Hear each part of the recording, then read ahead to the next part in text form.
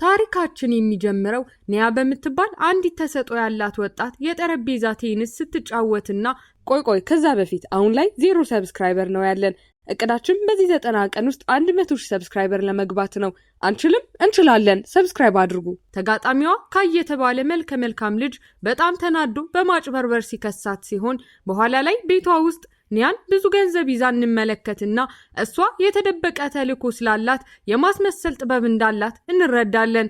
በዚህ ትምህርት ቤትም ትምህርቷን ልትጀምር ሲሆን የመጀመሪያ ኢላማዋ ኢያን የሚባል ዶክተር እንደሆነ እንረዳና ነገር ግን በተመሳሳይ ሰዓት ሊና የተባለች ሌላ ተማሪ የካይን ጓደኛ ጄ የተባለ ልጅ ለማነጋገር ብትሞክርም እሱ ግን በጣም ቀዝቃዛ በመሆን ችላ ሲላት እናያለን። በማግስቱ በክፍል ውስጥ ካይ ኒያን ያገኛትና ማስታወሻ ልኮላት የነበረ ቢሆንም ለምን እንዳላገኘችው ይጠይቃታል። ኒያ በቀላሉ ስሜቱ ስላልነበራት እንደሆነ ስትነግረው ካይ በንዴት ተሞልቶ እጇን ይዞ ከክፍል ይዟት ይወጣል። እዚህ ጋር ኒያ በጣም የሚያስገርም ነገር ትረዳለች። የካይ አያት የትምህርት ቤቱ ርዕሰ መምህር እንደሆነ እንረዳና ኒያ ልዩ የጠረጴዛ ቴኒስ ዘዴዎችን እንድታስተምረው ካይ ስለፈለገ ጥያቄውን ትቀበላለች። ከትንሽ ቆይታ በኋላ ኒያ ካይን ማስተማር ትጀምርና እሱም ልዩ እንቅስቃሴዎቿን በጣም በጥንቃቄ ሲመለከት እናያለን። ነገር ግን ከትምህርቱ በኋላ ኒያ ትምህርት ቤቱ ውስጥ ሾልካ በመግባት አንድ ክፍል ውስጥ ለማየት ትሞክራለች። ይህንን ሲመለከት ካይ በድንገት ይይዛትና እሱን ለማስቆም እጇን ደረቱ ላይ ታደርጋለች። እሱ ግን እንድታነሳው ሲነግራት እጇን ወገቡ ላይ ባደረገችበት ጊዜ አባቷ ይመጣና በጣም ተጨንቆ ይዟት ይሄዳል። ኒያ የአባቷ የማድጎ ልጅ እንደሆነችና በዚህ ትምህርት ቤት ውስጥ ያለችው ከአባቷ ያለፈ ታሪክ ጋር የተያያዘ አንድ የጨለመ ሚስጥር ለመመርመር እንደሆነ እንረዳና ታሪኩ በመቀጠል ኒያ በትምህርት ቤቱ የሕክምና ክፍል ውስጥ የሆነ ነገር ስትፈልግ ያሳየናል። በድንገት ዶክተር ኢያን ሲመጣ እዛ ምን እንደምትሰራ ይጠይቃታል። ኒያ ወጥመድ ውስጥ እንደገባች ስለተሰማትና በጣም ስለፈራች ምን ማለት እንዳለባት ግራ በተጋባችበት ቅጽበት ካይ መጥቶ ለሱ ብላ እንደመጣች ለዶክተሩ በመንገር ያድናትና ይህም ዶክተሩ የፍቅር ግንኙነት ያላቸው እንዲመስለው ያደርገዋል። በኋላ ላይ ካይ ኒያን ለምን ሕክምና ክፍል ውስጥ እንደነበረች ይጠይቃታል። ኒያ ትንሽ ልታምነው እንደምትችል ስለተሰማት የእውነቱን ከፊል ትነግረዋለች። ይህም በአንድ ወቅት በዚህ ትምህርት ቤት ምርጥ ተጫዋች ስለነበረው አባቷ መረጃ እየፈለገች እንደሆነ የምታስረዳው ሲሆን ከዚህ በኋላ ልዩ ዘዴዎቿን ማስተማሯን ትቀጥላለች። ይህ በእንዲህ እንዳለ ካይ ቤት ውስጥ ለኒያ ስላለው ስሜት በጣም ግራ ተጋብቶ ሰራተኞቹን እንኳን በፍቅር ውስጥ በነበሩ ጊዜ እንዴት እንዳወቁ ይጠይቃቸዋል። በቀጣዩ ትዕይንት ካይ እናቱን ከሩቅ ሆና በታላቅ ሐዘን ሲመለከታት እናይና በማግስቱ በክፍል ውስጥ ኒያ የቴኒስ ክለቡ ረዳት መሆኗን የሚገልጽ አስገራሚ ማስታወቂያ ይነገራል። ይህ ዜና ብዙ ሴቶችን በጣም ያስቆጣቸው ሲሆን ምክንያቱም ሁሉም በካይ ላይ ከፍተኛ ፍቅር ነበራቸው። በኋላ ላይ ካይ ኒያን አባቷ ለምን ይህን ያህል ለእሷ አስፈላጊ እንደሆነ ሲጠይቃት በጣም ስሜታዊ ሆና አባቷ ምንም ቢሆን ሁሌም እንደሚጠብቃት ትናገርና ጠንካራ የፍቅር ስሜት ስለተሰማቸው አይን ለአይን ይተያያሉ። ሊሳሳሙ ያሉ ቢመስልም ነገር ግን በመጨረሻው ሰከንድ ላይ ሁለቱም ወደ ኋላ ያፈገፍጉና ይህንን አስጨናቂ ሁኔታ ለማርገብ ካይ እንደራበው ይናገራል። ኒያም እንደዛው እንደተሰማት ስትነግረው በመጨረሻም ሁለቱም ይዘውት የመጡትን ምግብ ይጋራሉ። ኒያ ልትሄድ ስትል ካይ አሁን ለእሱ ምንም ፍላጎት እንዳላት ሲጠይቃት ኒያ በጣም ስላፈረች ሳትመልስለት ሮጣ ትሄዳለች። በቀጣዩ ቀን ኒያ ወደ ጠረጴዛ ቴኒስ ክፍል ስትሄድ ኤሊ የተባለ ሌላ ተጫዋች ክፍሉን እንድታጸዳ ይነግራታል። በአነጋገሩ የተበሳጨችው ኒያ ግን በምትኩ ለጨዋታ ትገዳደረዋለች። ኤሊ መጫወት እንደማትችል ቢያስብም በቀላሉ ታሸንፈዋለች። በኋላ ላይ ጥሩ ጓደኛዋ ሶላ ስታናግራት ከባድ ጉዳይ ለመመርመር እዚህ እንደመጣችና ከካይ ጋር በፍቅር መውደቅ እንደሌለባት የምታስጠነቅቃት ሲሆን በቴኒስ ክፍል ውስጥ ካይ ለኒያ 2 የቴኒስ ኳሶችን ሲሰጣት እንመለከታለን። በኳሶቹ ላይም ትናንሽ ልቦችን ስሎባቸው የነበረ ሲሆን በነፃ እንዳገኛቸው ቢያስመስልም ኒያ እሱ ራሱ እንደሳላቸው ታውቅና ከዚያም ከባድ የሆነ የማሽከርከር ኳስ ቴክኒክ ስታስተምረው በመጨረሻም ክህሎቱን ሲያውቅበት በጣም ስለተደሰተ በድንገት ይስማታል። ሁለቱም በጣም ተገርመው ሙሉ በሙሉ በድንጋጤ ውስጥ እንደቆሙ ይቆያሉ። በማግስቱ ካይ ኒያን ትምህርት ቤት ውስጥ ሲያገኛት ስለማደጎ አባቷ መረጃ የያዘ ኢንቬሎፕ ይሰጣትና በኋላ ኒያ ፕሮፌሰር ዱ የተባሉ የኬሚስትሪ ፕሮፌሰርን ለማግኘት ትሄዳለች። ያገኘችውን የኬሚካል ቀመር ስታሳያቸው ፕሮፌሰሩም ይህ የአንድን ሰው የነርቭ ስርዓት ሊያጠቃ የሚችል አደገኛ ንጥረ ነገር እንደሆነ ይነግሯታል። ቪዲዮውን እዚህ ድረስ ከተመለከታችሁ ተመችቷችኋል ማለት ነው። ቪዲዮውን ላይክ ቻናሉንም ሰብስክራይብ ማድረግ እንዳይረሳ እንላለን። ወደ ታሪካችን ከዚህ በኋላ ካይ ለልደት በዓሉ ፓርቲ ጋብዛትና እዛ እንድትገኝ እንደሚፈልግ ይነግራታል። ነገር ግን ኒያ በድንገት ቀዝቀዝ የምትል ሲሆን እሱን መጠበቅ ስላለባት ሁሉም ነገር ድራማ እንደነበርና ለአባቷ መረጃ ለማግኘት እንደሆነ በመንገር ይቅርታ ብላው ልቡ በጣም እንዲሰበር አድርጋው ትሄዳለች።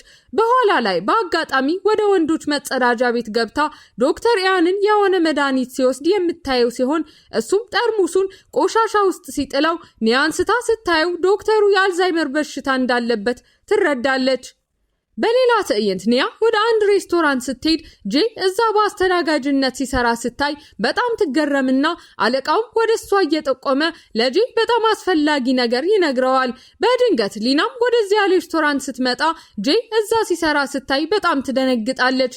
ከትንሽ ቆይታ በኋላ ሊና ከሬስቶራንቱ ውጪ ከጥቂት ወረበሎች ጋር ከባድ ጠብ ውስጥ ትገባለች። ችግር ውስጥ መሆኗን ሲያዩ ኒያና ጄ ሊረዷት ሲሮጡ በዚህ ግርግር መሃል ኒያ ትጎዳለች። ካይ ኒያ እንደተጎዳች ሲሰማ ወዲያውኑ እሷን ለማየት ይሄድና ብዙ ስሜታዊ ቃላትን ከተናገራት በኋላ እውነተኛና ጥልቅ ስሜት ያለው መሳሳም ይለዋወጡና ከዚህ በኋላ ኒያ ሁሉንም ነገር ልትነግረው ትወስናለች። ምርመራዋ እንደሚያሳየው ከዓመታት በፊት በአባቷ ላይ ለደረሰው አሰቃቂ ነገር የእሷ አያትና እናቱ ተሳታፊ እንደነበሩ ታስረዳዋለች።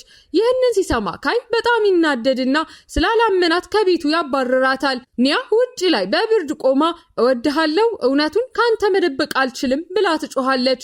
በመጨረሻም ካይ ይረጋጋና ለእሷ ያለው ፍቅር በጣም ጠንካራ ስለሆነ ሊያምናት ይወስናል። ከዚያም ከኒያ የክፍል ጓደኞች አንዷ የሆነችው ታራ የተባለች ጸጥተኛ ልጅ በድብቅ በካይ ላይ ከፍተኛ ፍቅር እንዳላት እንረዳለን። በማግስቱ ካይ በንዴት ቀዶት የነበረውን የአባቷን ፎቶ በቴፕ አጣብቆ ለኒያ ሲያሳያት እሷም ከእጁ ልትቀበለው ስትሞክር ከንፈሮቿ በአጋጣሚ ጉንጩን ይነኩታል። ከርቀት ታራ ይህንን ስትመለከት ፊቷ በከፍተኛ ንዴት ይሞላል። በኋላ ላይም ኒያን ከካይ ለማራቅ ጨዋታ እየተጫወተች ስለሆነ ለካይ ነው በሚል ለጄ የስጦታ ሳጥን ትሰጠዋለች። በዚህ መሃል ኒያ ካይን ለማግኘት ስትሞክር ተጫዋቹ ኤሊ መንገዷን በመዝጋት የካይን ስሜት ስለጎዳችው እሱን ከማየቷ በፊት ይቅርታ መጠየቅ እንዳለባት ሲነግራት ሌሎቹንም ተጫዋቾች እንዳያናግሯት ያሳስባቸዋል። ከጥቂት ጊዜ በኋላ ካይ በጠረጴዛ ቴኒስ ክፍል ውስጥ ልምምድ ሲሰራ አንድ የብስኩት ሳጥን አይቶ ኒያ እንደተወችለት ያስባል። ነገር ግን ታራ ትመጣና ሳጥኑን የሰጠችው እሷ እንደሆነች ትነግረዋለች። ካይም በብርድ አነጋገር እንድትወስደው ይነግራታል። ይህ በእንዲህ እንዳለ ኒያ በአሳንሰር ኦፕሬተርነት ስራ ይዛ ካይ በአሳንሰሯ ውስጥ እንደ እንግዳ ይገባል። በድንገት መብራት ጠፍቶ አሳንሰሩ ሲቆም ኒያ በትንንሽ ቦታዎች የመተንፈስ ችግር ስላላት ካይ ያነሳትና እስከ ሆስፒታል ድረስ ተሸክሟት ይወስዳታል። በማግስቱ የካይ ቡድን ቫይፐርስ ከሚባል ተቀናቃኝ ቡድን ጋር ግጥሚያ አድርገው ሲያሸንፉ ኒያ ከሆስፒታል ስትመለስ ካይ ስለ ጤንነቷ ይጠይቃትና ሊስማት ሲል በካሜራ ድምጽ ይቋረጣሉ። ኒያ አንድ ሰው እየተመለከታቸው እንደሆነ ብትነግረውም ካይ ግን ሰበብ እየፈጠረች እንደሆነ ያስባል። ለሁለተኛ ጊዜ ሊስማት ሲሞክር የኒያ አባት ስለሚመጣ መደበቅ ይኖርባቸዋል። በማግስቱ ኒያ ለካይ ጥሩ ለመሆን በመሞከር እግሩ እንደተጎዳ በማሰብ የእግር ማሳጅ ልታደርግለት ብትሞክርም በጣም አጥብቃ ትጫነዋለች። ከዚያም የእጅ ማሳጅ ልታደርግለት ብትሞክርም እጁን ስለምታጣምመው ካይ በጣም ይናደዳል። በሌላ የትምህርት ቤቱ ክፍል ሬን የተባለ አዲስ ጠበኛ ተጫዋች ራኬቱን ማግኘት ስላልቻለ ጠብ ውስጥ ይገባል። ከቡድኑ ሊባረር ሲል ሌሎች ቡድኖች እንደሚፈልጉት ተናግሮ ራሱ ይለቅና ብዙም ሳይቆይ የካይን ትምህርት ቤት ይቀላቀላል። ይህ በእንዲህ እንዳለ ታራ ኬኮችና የአንገት ሐብል በጄ ቦርሳ ውስጥ ታስቀምጣለች። እንዲያቆም ሲነግራት ማልቀስ ትጀምርና ፍቅር ብቻ እንደምትፈልግ ትናገራለች። በዚህም ጄ በማዘን ይተዋታል። በተመሳሳይ ሰዓት ኒያ ካይን ከግንኙነታቸው ምን እንደሚፈልግ ትጠይቀዋለች። እሱም ወደ ጭኑ ስቦ ግንባራቸውን ያገናኙና ከዛሬ ጀምሮ በጭራሽ እንደማይጣሉ ይነግራታል። እሷም ለስዕል ክፍሏ ሞዴል እንዲሆን አትጠይቀውና እሱም ይስማማል። ነገር ግን ሬን የካይን ቡድን ሲቀላቀል ሁለት ኢላማዎች እንዳሉት ያስታውቃል። የመጀመሪያው ምርጥ ተጫዋች የሆነውን ካይን መገዳደር ሲሆን ሁለተኛው ደግሞ የካይ የፍቅር ጓደኛ የሆነችውን የኒያን ልብ ማሸነፍ ነው። ሬን ታሪኩ መጀመሪያ ላይ ኒያ ያሸነፈችው ልጅ እንደሆነ የምንረዳ ሲሆን በስዕል ክፍል ውስጥ ሬንና ካይ ሁለቱም እንደ ሞዴል ሲቆሙ ኒያ በአጥንት ላይ እንደሚጣሉ ቡችላዎች አድርጋ የምትስላቸው ሲሆን ይህም ካይን በጣም ያስቆጣዋል።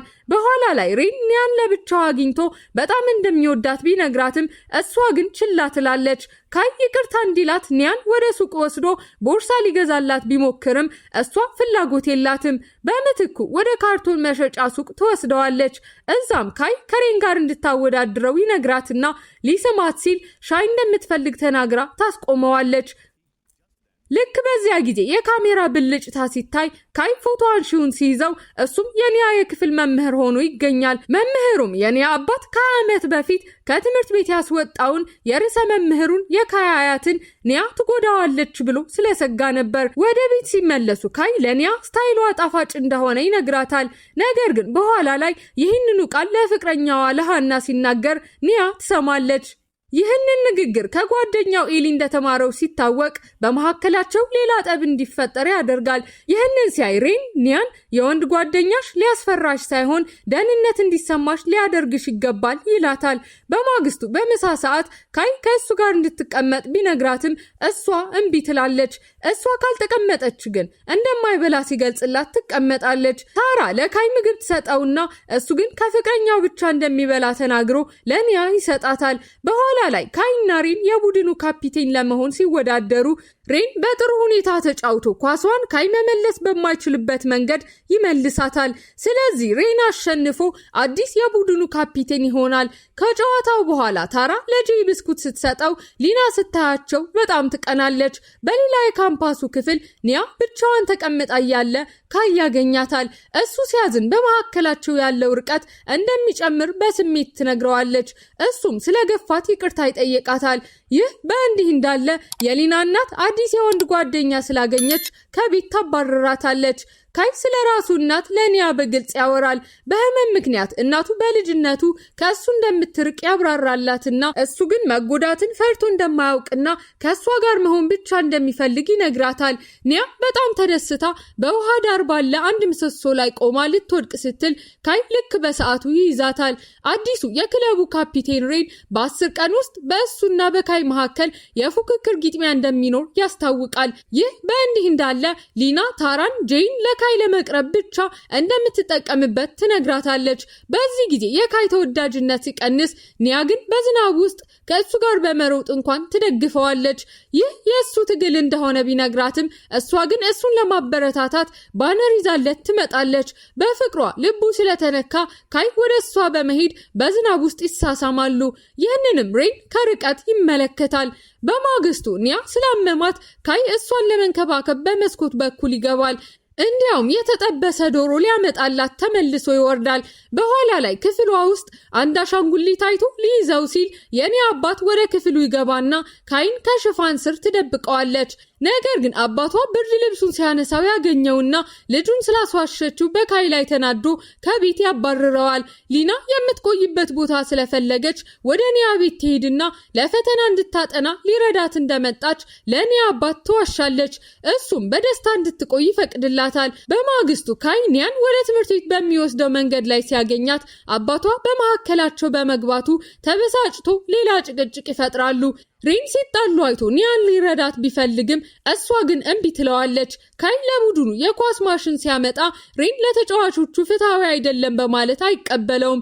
በዚህም ሁለቱ ወንዶች በኒያ ምክንያት መጨቃጨቅ ሲጀምሩ ኒያ በዚህ ስለሰለቻት ወደ ቤት ሄዳ አባቷ እንደገና እንዳያናግራት ካሳመነችው በኋላ ሬንን ቤቷ ውስጥ ታገኘዋለች። አባቷም የሬን አያት አናጢነት እንዳስተማረው ሲገልጽላት ብዙም ሳይቆይ ሶላም አባቷ የዲዛይነር ህልሟን ስለማይደግፍላት ወደ ኒያ ቤት ትመጣለች። አሁን 3 ሴቶች በአንድ ቤት ውስጥ ሲኖሩ ኒያ ውጭ ላይ ካይ የጠበቃት ታገኘዋለች። ለሷ ሁለቱም አስፈላጊ ስለሆኑ በእሱና በአባቷ መካከል መምረጥ እንደማትችል ስትነግረው ካይም ይረዳታል። በክለቡ ውስጥ ሬን ኒያን ለጨዋታ ሲገዳደራት ምንም እንኳን ረዳት ብቻ ብትሆንም ለመጫወት ተስማምታ በቀላሉ ታሸንፈዋለች። ካይ ለሬን እሱ ስለሚወዳት ሆን ብሎ እንደተሸነፈላት እንደተገነዘበ ይነግረዋል። በሬንና በካይ መካከል በሚደረገው የመጨረሻ ውድድር ኒያ የተለማመዱትን እንቅስቃሴ የሚያስታውሰውን ፊሽካ በመንፋት ካይን ታበረታተዋለች። እሱም ይህንን ተጠቅሞ የሬንን ፍጥነት በመተንተን ግጥሚያውን የሚያሸንፍ ሲሆን ከጨዋታው በኋላ የሬን እናት መጥታ ከአያቱ ጋር ለራት ትጋብዘዋለች። ነገር ግን ሬን ከአያቱ ገንዘብ ለማግኘት ስሙን እንደምትጠቀምበት በመክሰስ ሲናደድ ኒያ ይህንን ሰምታ ሬን ክለቡን ለቆ እንደሚሄድና ካይን እንደሚፈልገው ትነግረዋለች። ሬን በድንገት ይይዛትና በጣም ፈልጌሻለሁ ይላታል። እንዲስማት ቢጠይቃትም ኒያ ግን የወንድ ጓደኛ እንዳላት ትነግረዋለች። ከዚህ በኋላ ሬን ከክለቡ ይጠፋል። ሁሉም ሰው እሱን መፈለግ ሲጀምር ኤሊ ሬን እሷን ስለሚሰማት ኒያ እንድታገኘው ይነግራታል። ነገር ግን ካይ እሱ መለመን ቢኖርበት እንኳን ሬንን የሚመልሰው እሱ እንደሆነ አጥብቆ ይናገራል። ልክ በዚያን ሰዓት ሬን ዘግይቶ በመምጣቱ ይቅርታ ጠይቆ ሲመለስ የታመመ አያቱን ለማየት መሄድ ነበረበት። ትምህርት ቤት ውስጥ ኒያ ለሊና ለኪራይ ገንዘብ ለማግኘት መስራት የምትችልበትን የፋሽን ሱቅ አድራሻ ትሰጣታለች። ሶላና ሊና ሁለቱም ስራ ሲያገኙ ሊና በሱቅ ውስጥ የእናቷን ዲዛይኖች ከምትሰድብ ደንበኛ ጋር ክርክር ውስጥ ትገባለች።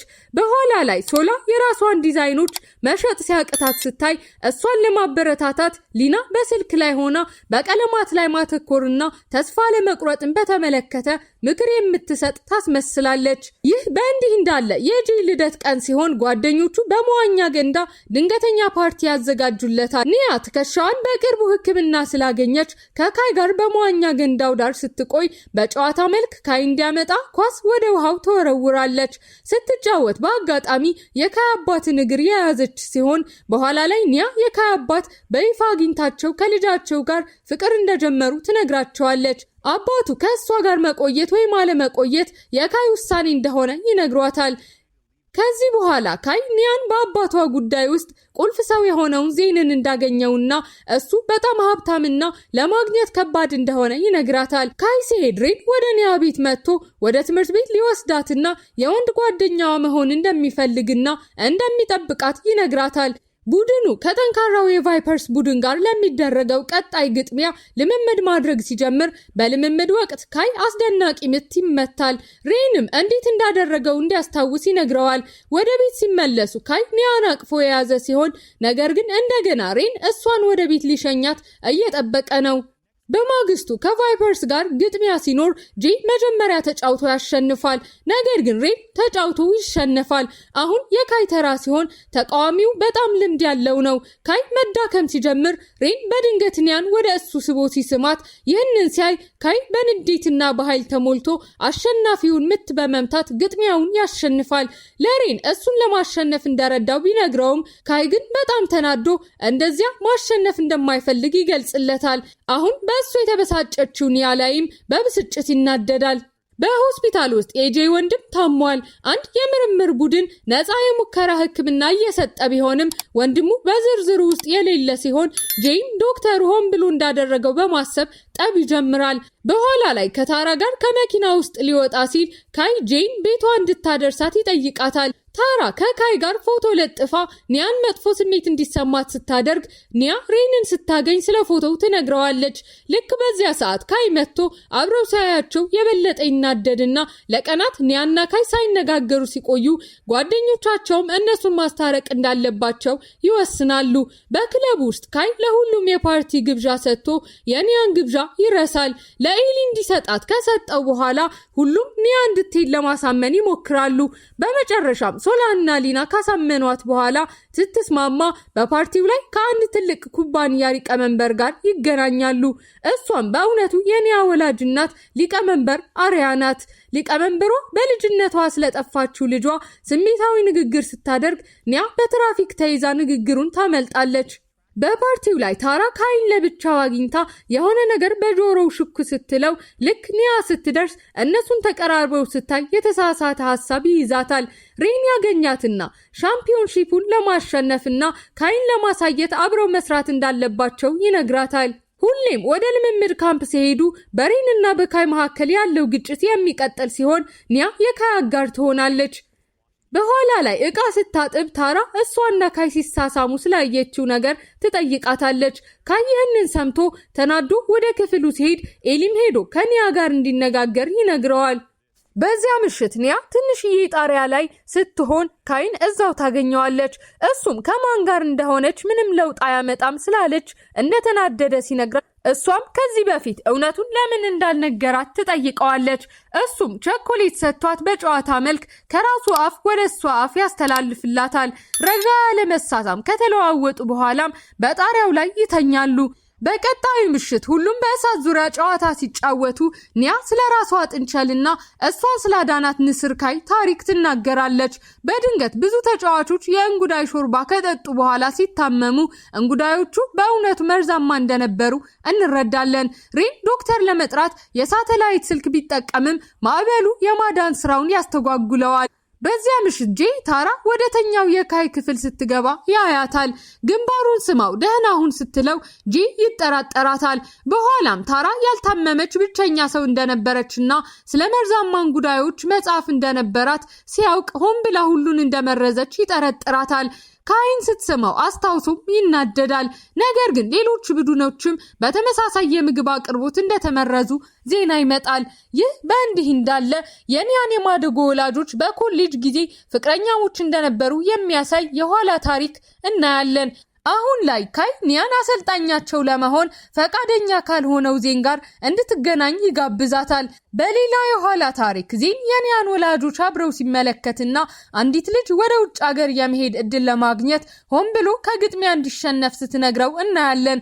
አሁን ላይ ኒያ ወላጅናቷን ሊቀመንበር አሪያን ታያለች።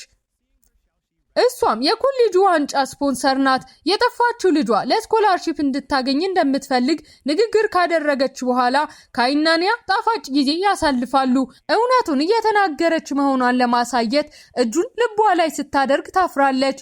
እሱም በጨዋታ መልክ ራሱን ትንሿን ጥንቸል የሚበላ ተኩላ አድርጎ ጠርቶ ያሳድዳታል። ጄ አሁንም ካይን በበሳሟ ታራን ቢከስም የምግብ መመረዙ ከአቅራቢያው እንደሆነ እንረዳለን። የኒያ እናት እሷን እና ጄን አግኝታ ጄን ለአንድ ፕሮፖዛል እንዲያስተካክል ከጠየቀችው በኋላ አሻንጉሊቶችን ትወድ ስለነበረችው የጠፋችው ልጇ ያን ታሪኮችን ትነግረዋለች። በሌላኛው የከተማው ክፍል ደግሞ ኒያ ለአባቷ ልዩ ምግብ አብስላለት የእሱ ልጅ በመሆኗ ደስተኛ እንደሆነችና በጭራሽ መሄድ እንደማትፈልግ ትነግረዋለች። ታራ ለጄ ብስኩት ልትሰጠው ብትሞክርም እሱ ሳጥኑን ገፍቶ ሲጥለው ልቧ ይሰበራል። ለጄ እንዲሰጠው የሲኒማ ቲኬት ለኒያ ብትሰጣትም ነገር ግን እሱ ቀድሞ ሄዷል። ሊና ይህንን ሰምታ ኒያ ከካይ ጋር ቀን ቀጠሮ እንዳላት ለአባቷ ስትነግረው እሱም ኒያ ቤት እንድትቀር የሆድ ህመም እንደያዘው ያስመስላል። ትኬቱ ለሶላ ተላልፎ በሲኒማ ቤቱ ከታራ አጠገብ ትቀመጣለች።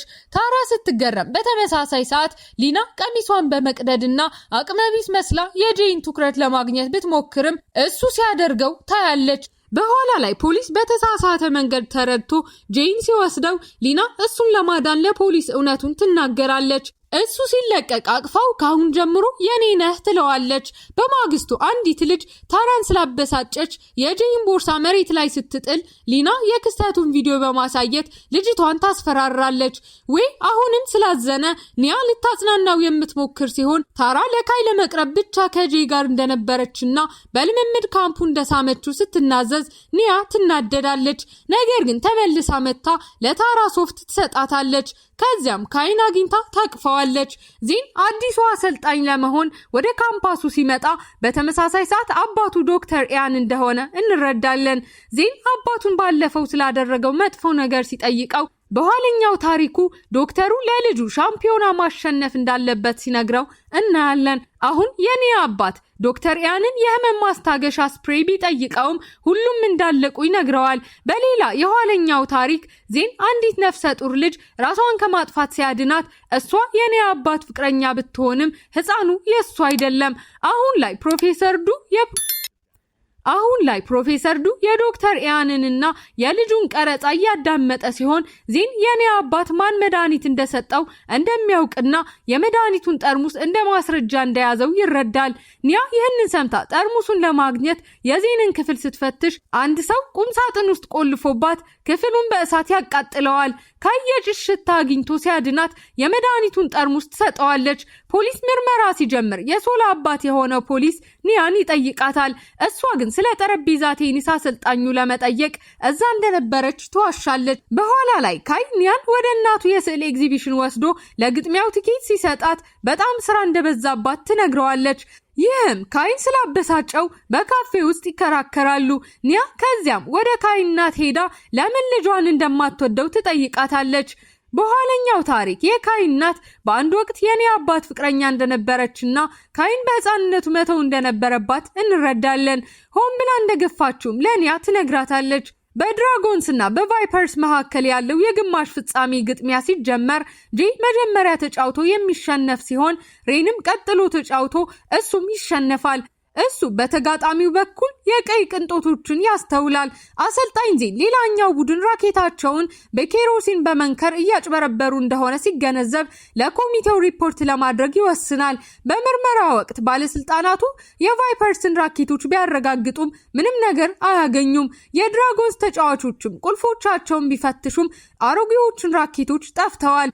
የቫይፐርስ አሰልጣኝ ይቅርታ እንዲጠየቁ ሲጠይቅ ሬን ይቅርታ ይጠይቃል። ነገር ግን የቫይፐርስ ተጫዋቾች አሰልጣኛቸው አሮጌዎቹን ራኬቶች እንደደበቃቸው አምነው አሁን በአዲስ መጫወት እንዳለባቸው ይናገራሉ። ጨዋታው ሲቀጥል ሬን እና ጄ አብረው ተጫውተው ዙራቸውን ያሸንፋሉ። ከዚያም ኒያና ካይ የጥንድ ግጥሚያቸውን ተጫውተው ያሸንፋሉ። በመጨረሻም የካይ ተራ የነጠላ ግጥሚያ ሲሆን የቫይፐርስ አሰልጣኝ ተጫዋቾቹ ከጆሮው ጀርባ ዘይት እንዲቀባና በድብቅ ኳሱ ላይ እንዲቀባው ይነግረዋል። ይህም ካይ ኳሱን ለመምታት እንዲከብደው ያደርገዋል። ልክ በዚያ ሰዓት የካይ እናት መታ ስታበረታታው እሱም ተነሳስቶ በተሻለ ሁኔታ ተጫውቶ ግጥሚያውን ያሸንፋል። ነገር ግን የቫይፐርስ አሰልጣኝ ድራጎንስን በማጭበርበር ይከሳቸዋል። ከአንዱ ተጫዋቹ የውሃ ጠርሙስ ውስጥ መድኃኒት እንደጨመሩና የኒያ የጣት አሻራ እንዳለበት ሲናገር የኒያ አባትም ከ20 ዓመት በፊት በመድኃኒት ቅሌት እንደተባረረ ሁሉንም ያስታውሳል። ሆኖም የኮሚቴው አባል የሆነችው የኒያ እናት ጣልቃ ትገባለች። የሲሲቲቪ ምስል አንድ የቫይፐርስ ተጫዋች ራኬቶቹን በዘይት ተነክረው ወደ ተገኙበት ማከማቻ ክፍል ሲሄድ እንደሚያሳይ ትገልጻለች። ቫይፐርስ በማጭበርበር ከውድድር ውጪ መሆናቸውን ስታውጅ ድራጎንስ ግጥሚያውን አሸንፈው ወደ ፍጻሜው ያልፋሉ። ከግጥሚያው በኋላ የኒያ እናት ካይን ለእራት ትጋብዘዋለች። የሆነ ነገር ላይ የኒያን እርዳታ ስለምትፈልግ የፍቅር ጓደኛውን እንዲያመጣ ትጠይቀዋለች። ይህ በእንዲህ እንዳለ ሶላ የሊና የዲዛይን ረዳት ሆና እየሰራች ሲሆን አባቷም ከዲዛይኖቹ አንዱን አይቶ የሙያ ምርጫዋን መቃወሙን እንደገና ማሰብ ይጀምራል። ሊና እናቷ የክሬዲት ካርዷን ስላገደችባት ተጨማሪ ጨርቅ መግዛት ሳትችል ስትቀር ኒያና ሶላ ለመርዳት ያላቸውን ቁጠባ ሁሉ ይሰጧታል። ይህም በቂ ካልሆነ ኒያ ከካይ ገንዘብ ትጠይቃለች። ነገር ግን እሷ ከማግኘቷ በፊት ሊናና ሶላ የኒያን ስም ተጠቅመው ከሬን ገንዘብ ይበደራሉ። ኒያ ተናዳ ገንዘቡን ለሬን ለመመለስ ስትሄድ እሱም ለምን ስለ ካይ ስሜት ብቻ እንደምታስብ ይጠይቃታል። በኋላ ላይ ካይ ኒያን ወደ ወላጅ እናቷ ቤት ይወስዳታል። እናቷ ሊቀመንበር አሪያ ለጠፋችው ልጇ ያን ያዘጋጀችውን ክፍል ስታሳያቸው በትክክል እንደተሰራ ኒያን ትጠይቃታለች። ነገር ግን ኒያ እንደማታውቅ ትናገራለች። ሲወጡ ሊቀመንበር አሪያ በካይ እጅ ያለውን አሻንጉሊት አይታ ትገነዘበዋለች። ከየት እንዳገኘው ስትጠይቀው ኒያ ሚስጥሯን ለመጠበቅ ከመንደር ዳር ሱቅ እንደገዛችው ትዋሻለች። በመኪና ውስጥ ካይ ስለዚህ አንቺ ያን ሴት ነሽ ብሎ ሲጠይቃት ኒያም በመጨረሻ እውነት መሆኑን ታምናለች። በኋላ ላይ ሊና ኒያን ከቤቷ ውጭ ተበሳጭታ ስታገኛት ታዋቂዋ ሊቀመንበር እናቷ እንደሆነች ትገነዘባለች። ህይወቷ ተመሳሳይ እንደሆነ ለኒያ ከነገረች በኋላ ጂንግሃኦ እናትና ልጅ ለምን እንደሚጋጩ ለመረዳት የራሱን እናት ይደውላል። የካይ እናት ከዚያም ከአያቱ ጋር ተገናኝታ ነፍሰ ጡር እንደነበረችና ልጁ እንደማትፈልገው ስትናዘዝ አያቱም ድብርት እንደነበረባት ስለሚያውቅና ነገሮችን ማባባስ ስላልፈለገ ለዓመታት ከሷ እንደራቀ ያብራራላታል። ካይ ኒያን አግኝቶ ለእናቷ እንዲህ ቀዝቃዛ እንደሆነች ይጠይቃታል። ከራሱ እናት ጋር መነጋገር ምን ያህል እንደሚመኝ ሲነግራት ኒያ በልጅነቷ እንዴት እንደተተወችና የማደጎ አባት እንዳዳናት እያሰበች ብቻዋን ትሄዳለች። ታራ ኒያን ያለጃንጥላ በዝናብ ውስጥ ስትራመድ አይታት ወደ ቤቷ ስትከተላት ኒያ የአናጢ ልጅ እንደሆነችና እውነቱን ስትደብቅ እንደኖረች ትገነዘባለች። የጂንካዋ አያት ለልደት በዓሉ ፓርቲ ለመምጣት ሲስማሙ በኋላ ላይ ጠረጴዛ ቴኒስ ሲጫወት ካይ ስልክ ተደውሎለት ስልኩን ትቶ ይሄዳል። ታራ ለአንድ ሰው ስልክ ስትሰጥ እናያለን። ካይ ወደ እናቱ ሄዶ አሮጌውን የመድኃኒት ጠርሙስ ሲያሳያት የጣት አሻራዎቿ እንደተገኙበት ይነግራታል። እሷም ከ20 ዓመት በፊት በቅናት ተነሳስታ መድኃኒቱን በዚህን መጠጥ ውስጥ እንደጨመረች ትናዘዛለች። ነገር ግን የኔ አባት በስህተት ጠጥቶታል። የሁሉንም ሰው ህይወት እንዳበላሸች ስትናገር ካየገዛ አባቷ እናቱን በዚያ ምሽት እንዲጠጣ ያደረጋት እሱ እንደሆነ ይረዳል። ይህም ወደ ልደቱ መርቷል። አባቷ አግኝቶ ከተጋፈጠው በኋላ ወደ እናቱ ቤት በፍጥነት ሲሄድ ሶፋ ላይ ራሷን ስታ ያገኛታል። ይህ በእንዲህ እንዳለ ታራ በድብቅ የተሰረቀ ስልክ በኒያ መጽሐፍ ውስጥ ስታስቀምጥ ባለቤቱም አግኝቶ ኒያን በስርቆት ቢከሳትም ታራ ጣልቃ ገብታ ኒያን በመከላከል የበለጠ ትርምስ ትፈጥራለች። ካይ አያቱን የልብ ምርመራ እንዲያደርግ ይነግረዋል። የመድኃኒቱ ጠርሙስ እንደጠፋ ለኒያ ሲነግራት ምርመራውን ማቆም ቢፈልግም እሷ እንቢ ትለዋለች። እሱም ማንነቷን ስለደበቀች ይቅርታ እንዳላት እና እሷም ይህንን ለእሱ ማድረግ እንዳለባት በመንገድ ሲናደድ ታራ በድብቅ ክርክራቸውን ቀርጻ ቫይራል ታደርገዋለች። በትምህርት ቤት ውስጥ ያለ ሁሉም ሰው አሁን ኒያ ስለ ቤተሰቧ እንደዋሸች ሲያውቅ ታራ አግኝታ ጓደኝነታቸውን ታቆማለች። ኤሊ ለኒያ ስህተቷን ለማካካስ በጠረጴዛ ቴኒስ ጠንክራ መስራት እንዳለባት ይነግራታል። በመመገቢያ ክፍል ውስጥ ካይ ከተለያዩ በኋላ ወንዶች ኒያን ለማናገር ሲያቀዱ ሰምቶ አንዱን ይዞ ከእሷ እንዲርቅ ያስጠነቅቀዋል።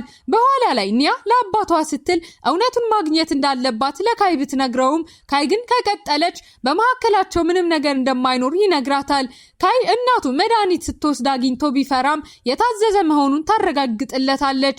በሌላ ቦታ ፕሮፌሰር ዱ በጂ በሽተኛ አባት ላይ አዲስ መድኃኒት ሲሞክር በሌላ ትዕይንት ኒያ የካይን አያት አግኝታ ለአባቷ መድኃኒት እንደሰጡት ትከሳቸዋለች። ጭንቀቱም አያቱ የልብ ህመም እንዲይዛቸው ሲያደርግ የመድኃኒቱን ጠርሙስ አሳይቷት እሱ እንዳላደረገው ነገር ግን ማን እንዳደረገው እንደሚያውቅ ይነግራታል። አያቱ ፕሮፌሰር ዱ ስለጠፋው ዕቃዎች ከማከማቻው ክፍል ይደውሉለታል። ዱ ተደናግጦ አያቱን ሲያጠቃው በኋለኛ ታሪክ ዱ ከስራ እንደተባረረና ከፍቅረኛው ጋር በነበረ ጠብ ከደረጃ ወድቃ እንደነበረች እናያለን። አሁን ዱ አያቱን ሲያንቅ ካይ አያቱን ቢጠብቅም ሳይመጣ ሲቀር ወደ ትምህርት ቤቱ ሄዶ ሞቶ ያገኘዋል። ካይ ስልኩን ሲፈትሽ ኒያ አያቱን ስትከስ የላከችውን የድምፅ መልእክት በማግኘቱ በዚያ ከሰዓት እንደተገናኘችው ይረዳል። በዚህም ተናዶ ትምህርት ቤቱን ለቃ እንድትወጣና ለቤተሰቡ ህመም ተጠያቂ እሷ እንደሆነች ይነግራታል። ይህ በእንዲህ እንዳለ ታራ ሊና ለጂ ያላትን ፍቅር ስትናዘዝ የቀረጸችውን ቀረጻ ስታሰራጭ ሊና ኒያ እንዳደረገችው ታስባለች። ትምህርት ቤቱ ኒያን ስለ ርዕሰ መምህሩ ሞት ለጥያቄ ሲጠሯት አሮጌውን ጉዳይ ለመመርመር ብዙ ውሸቶችን እንደተናገረች ታምናለች። በኋላ ላይ በዝናብ ውስጥ ራሷን ስታ ስትገኝ ሬና አግኝቷት ወደ ቤቱ ይወስዳታል። ካይ አያቱ በሞተበት ቀን የነበረውን ምስል ለማግኘት ወደ ሲሲቲቪ ክፍል ሲሄድ ስራ አስኪያጁ ፕሮፌሰር ዱ እንደሰረዘው ይነግረዋል። ሰራተኛው ኒያ አያቱ ከመሞቱ በፊት ከረጅም ጊዜ በፊት እንደሄደች ለካይ ስትነግረው ካይም ንጹህ መሆኗን ይገነዘባል። የኒያ እናት ኒያ ልጇ እንደሆነች ታውቃለች። በኋለኛው ታሪክ የተሻለ ቤት እንደምታገኝ ተስፋ በማድረግ ኒያን ሆን ብላ እንደተወቻት ስናይ ኒያ ተናዳ ትሮጣለች። እናቷ ለካይ ፕሮፌሰር ዱ በህገወጥ መንገድ የኒያን አባት የሕክምና መዝገቦች ሲፈትሽ እንደነበር ትነግረዋለች። ኒያ ይህንን ሰምታ አንድ ቡድን እንደሆኑና ይህንን በጋራ እንደሚፈቱ ታውጃለች። ሁሉም ሰው ኒያ የሊቀመንበሯ ልጅ እንደሆነች ሲያውቅ ታራ ቪዲዮን በማሰራጨቷ እንዳትያዝ ስለፈራች ፕሮፌሰር ዱን ታስፈራራለች። ምክንያቱም እሱ ከመሞቱ በፊት በርዕሰ መምህሩ ቢሮ አይተዋለች። ካይ በዝናብ ውስጥ በሐዘን ቆሞ ሳለ እናቱ ኒያን ተስፋ እንዳይቆርጥ ትነግረዋለች። ሬንም ካይን አግኝቶ ለኒያ ህመም ተጠያቂ አድርጎ ይመታዋል። ኒያና ሊና ስለተለቀቀው ቀረጻ የተፈጠረውን አለመግባባት ካስተካከሉ በኋላ ሲታረቁ ከጀርባው ታራ እንዳለች ይገምታሉ። ሬንና ካይ ታራን የረዳውን ልጅ ይዘውት ሁሉንም ነገር እንዲናዘዝ ያደርጉታል። ታራ በዱ ቢሮ ስትደበቅ ዱ ይይዛትና ስለ እሱ ዝም እንድትል ያስፈራራታል። ካይ ብቻውን ልምምድ ሲሰራ ኒያን ሲናፍቃት በንዴት የኳስ ማሽኑን በመምታት ራሱን ይጎዳል። ኒያ መታ ስታቅፈው እሱም ስለ ጎዳት ይቅርታ ይጠይቃታል። አባቷ ያያቸውና ለልጁ ያለውን የካይ ፍቅር ተረድቶ ከእሱ ጋር የጠረጴዛ ቴኒስ መጫወት ይጀምራል። የጂ ወንድም በሆስፒታል ውስጥ እያገገመ ሲሆን ፕሮፌሰር ዱ ጥሬ ዕቃዎችን ካመጣለት አባቱን የሚያድን መድኃኒት መስራት እንደሚችል ይነግረዋል። ጂ ለአባቱ አዲስ ቦርሳ ሲያመጣለት በአሮጌው ውስጥ ነጭ ዱቄትና ገንዘብ ያገኛል። ወንድሙ ለማምለጥ ከመስኮት ዘሎ ቢወጣም ወድቆ ይሞታል። ፖሊስ ለዱ እንደሞተ ሲነግረው ነጩ ዱቄት ከ20 ዓመት በፊት ለኔ አባት ከተሰጠው መድኃኒት ጋር እንደሚመሳሰል እንረዳለን። የኔ አባት የካይ እናት መድኃኒቱን እንደሰጠችው ሁልጊዜም እንደሚያውቅና እሷን ባለመደገፉ ስህተት እንደሰራ ሲያምን ኒያ ይህንን አስታውሳ እናቱን ስለጠበቀው በጭራሽ ይቅር እንደማትለው ለካይ ለመንገር ትሮጣለች። የካይ እናት ወደ ኒያ አባት ሄዳ ሁሉንም ነገር ስትናዘዝ ከመስኮቱ ውጪ ካይ ኒያን ጠርቶ ይቅርታ ይጠይቃታል። እሷ ግን የእሱ ጥፋት እንዳልሆነ ነገር ግን እውነቱን ማወቅ እንደምትፈልግ ተናግራ ከእሱ ጋር ትለያያለች። በሆስፒታል ውስጥ ጄ ነቅቶ ለሊና ወንድሙ ጥሬ ዕቃዎቹን ከየት እንዳገኘ ይነግራታል። በክፍል ውስጥ ተደብቃ የነበረችው ታራ ይህንን ስትሰማ ዱ ስለ ጥሬ ዕቃዎች ሲናገር አስታውሳ ገዳዩ እሱ እንደሆነ ትገነዘባለች። ዱ የካይ እናት ቤት ሲገባ በተመሳሳይ ሰዓት ታራ ስለ ዱ የምታውቀውን ሁሉ በመናዘዝ ለካይ የድምጽ መልእክት ትልካለች። የካይ እናት ታራን ጠርታ ወደ ቤቷ እንድትመጣ ትነግራታለች። ታራ ወደዚያ ስትሄድ ዱ የካይን እናት ከኋላ ያጠቃታል። ዱ ሊመታ ሲል ኒያ ትገባለች። ዱ የካይ እናት አንገት ላይ ቢላዋ ይዞ ሁለቱንም ሲያስራቸው ታራ ደርሳ ዱ እሷንም ያስራታል። ዱ ኒያን ሊወጋት ሲል ታራ ፊት ለፊት ዘላ ቢላዋውን ትቀበላለች። ልክ በዚህ ሰዓት ካይ መጥቶ ዱን በማዘናጋት መዋጋት ይጀምራል። ዱ ኒያን ይዞ ቢላዋውን አንገቷ ላይ ይይዛል። ይህ በእንዲህ እንዳለ የመጨረሻው የጠረጴዛ ቴኒስ ግጥሚያ ተጀምሮ ኢሊ የመጀመሪያውን ዙር ያሸንፋል። ዱ ካይን እንደሚገድለው ሲያስፈራራው እሱን ሊያጠቃ ሲል የኒያን ስልክ ተከታትለው የመጡት ሬንና የሶላ አባት ደርሰው ዱን ይይዙታል። ካይ ወደ ሆስፒታል በፍጥነት ሲወሰድ ካገገመ በኋላ እሱ ሬንና ኒያ የመጨረሻውን ግጥሚያ ይጫወታሉ። የድራጎንስ ቡድን ሻምፒዮን ሲሆን ሁሉም በደስታ ይሞላሉ። ኒያና ካይ እንደገና ይገናኛሉ።